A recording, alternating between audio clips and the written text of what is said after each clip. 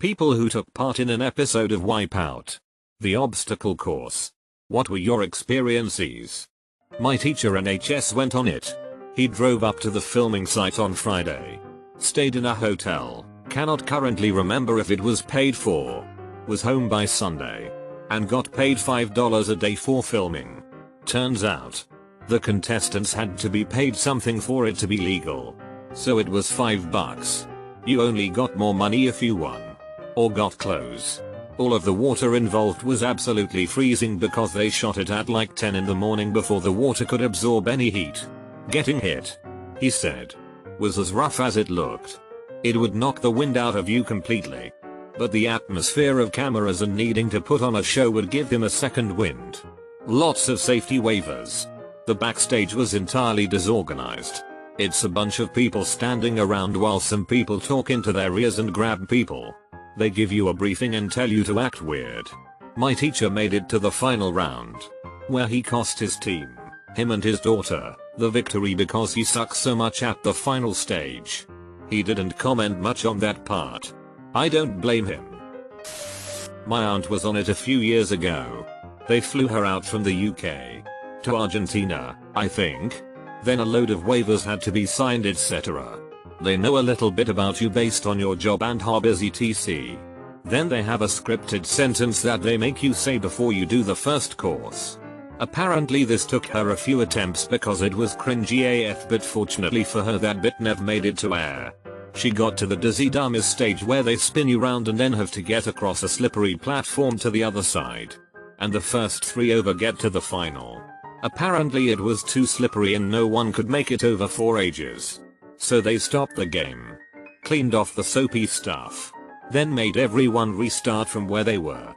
She was in the water at this point. At the furthest point from getting another go.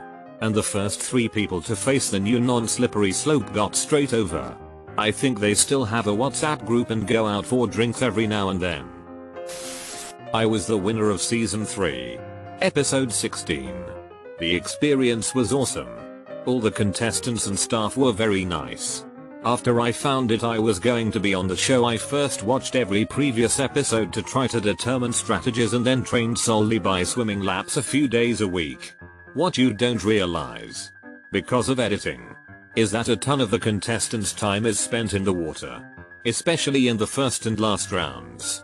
I had different strategies for each round. First round, don't try to complete the obstacles. Just plow through and swim a lot. Last round, go very slow and deliberate since every obstacle must be completed. I nearly had a flawless wipeout zone but fell a few feet from the finish pad and had to do the last obstacle twice. As far as casting, my wife saw an ad for an open casting call on the news and said I should go. A couple hundred people were there and they screen everyone for about 30 seconds, then you come back to film a 5-minute video. I definitely hammed it up for the camera to get on. And the same could be said for most contestants. 10 years ago I was freelancing for a company that made Wipeout for Iceland. Got to compete and then was hired to edit the show. It was a great time. All international versions of the show were shot in Buenos Aires in Argentina. Since Iceland has such a small population, only 12 people competed in each episode and 10 get to the next round, which was the sweeper. Their recording days are out of just waiting around. You can't watch the others compete to see their strategy. The first course is exhausting. I fell into the water jumping between 2 stones and had to swim the middle just to fall in again and swim to the end. Then the boxing wall knocked me down, so I backflipped into the mud. I was so covered in mud I could barely pull myself up the ramp to the big red balls. I did a running jump and lost footing immediately. Flipped feet first into the air and fell down. The drop felt forever and I remember vividly the refreshing breeze while plummeting. More swimming. Climbed up to a rope and had to swing through a cookie cutter wall. The only obstacle I completed. Woohoo. Made it to the sweep around. It's so much higher up than you think and the platform is so wobbly. When you stand up to start the game you are running on adrenaline. Never jumped so high in my life. Was the 5th out after the sweeper caught my feet and made me tumble, luckily without a faceplant, into the platform or water. Since I was just one slot away from going to round 3 I still had to go to the recording as a backup in case someone dropped out. It was a really great time with great people. My geometry teacher was on Wipeout and she said it's scripted. She might have been salty though because she lost. Scripted doesn't mean that the winners are pre-chosen.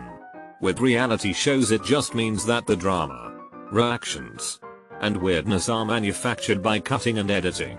A friend of mine was on a Bachelor You're Daring show and he said they filmed him privately just making reaction faces. Everyone did it. That is, show me your happy, sad, shocked face. The only people who really get out of Wipeout are the winners. The rest are made into special Wipeout sausages.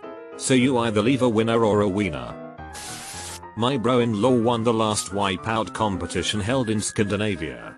I guess it was too expensive for Sweden, Norway and Denmark to host their own individual Wipeout shows, so they did a Scandinavian version together with the other countries. My bro-in-law said it was a pretty fun experience and that they were encouraged to show some extremely overdramatic character traits to be able to enter. Him being an Aussie, he chose to arrive in cowboy boots hat while yelling yeehaw a lot in order to get some time on the air.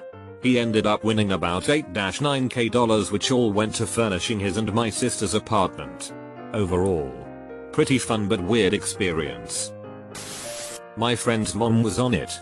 She said they will give you a personality to play, meaning not everyone on that show is as dumb as they seem, and they are told that if they fall to the wrong side of the course, i.e., the side the cameras don't show, they won't get paid as much as was promised. I've always been curious about this. It seems with every American game show, the contestants are nowhere to be found. I've never seen an ad looking for participants. Nothing on any of their websites. There seems to be no way to become a contestant, and as far as contacting former ones, it never seems to work. Even on a wide-reaching public forum like Reddit. I've long held suspicions that every contestant is just a paid actor and all the shows are rigged. In the UK, and probably us, these sort of shows are aggressively filtering people out for the shows based on everything from look to personality. I know a pay teacher my sister had didn't make it onto Gladiators because he was boring as on camera. Another person was in group interviews for Deal or No Deal and they basically just went left half of the room. You're out to cut it down. So it's basically like hiring actors. And of course audiences are coached, prompted and boarded during filming. I got on Mental Samurai from seeing an ad on it for Facebook. They paid me $200. My hotel room in Burbank and for my flight out there from Chicago. They filmed about 120 contestants and only 80 were shown. I'm not an actor, but I met a lot of aspiring actors on the show. You can usually find the ads for these shows by just searching for Big Brother auditions, etc. If you put your email address in, you'll get your email put on a mailing list for other shows that may fit you. Finally, my time to shine. I was in Winter Wipeout, Nordic version, in 2014. I actually made it to finals and had an accident before the finish line. I'm from Sweden and I traveled and met up with the Norwegians and Danish in Paris, where we all took a flight to Buenos Aires, Argentina. Everything was paid for, and even got like $100 to cover expenses. Since I was recording in Argentina, the weather was hot and so was the water. But the program was Wipeout Winter even though we recorded it in 35 degrees. All day we had to sit in a tent.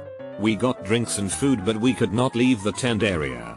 Was real boring after a few hours, because we were not allowed to see the course before we ran it. They did walk us through it a couple of minutes before it was our turn to run. Some people, mostly the girls, actually went slow on the first course. Just because they wanted to be eliminated. Which meant 8 days free in Argentina. The other participants, including me, had to wake up at 6 AM to be escorted to the course. They also tested us for alcohol, etc. So no partying or anything unless you were out of the competition. It was all in all a really fun experience. But I didn't realize how hard and exhausting it is to run, fall and water climb up with clothes on. I was completely drained after each course. But it was only one course. Each second day or so. Day 1 record. Day 2 chill. Day 3 record and so on until you were eliminated. Also, the first course was the only one that could be re-recorded. So they told us, if you dodge an obstacle, you might have to do it again. The first course is really only entertainment. But after that it's a real race. Even though they time you on the first course as well. But wants you to get hit by a majority of the obstacles. I'm happy to answer any questions. I actually worked on the show. Got hired in season 2 and pretty much stayed to the end. While I didn't run the courses, I had a blast behind the scenes. Lot of problem solving as the producers came up with ridiculously large ideas that we had to figure out how make into reality. I noticed a couple people saying it's scripted. The announcers are shot on a green screen after the fact. But you can't really script someone getting smacked in the face as they balance themselves on an oversized banana. I spent the better part of my 20s with that crew. So it was a pretty formidable experience. It's the same circle of people who do most large-scale reality alternative programming shows. If you're ever thinking why all game shows and such have a similar look, it's because it's the same guys lighting it, designing it, etc. After being on Wipeout, I decided to get on Reddit and lie about being on Wipeout. I went on Wipeout at Dreamworld in QLD when I was 9. What a fun ride.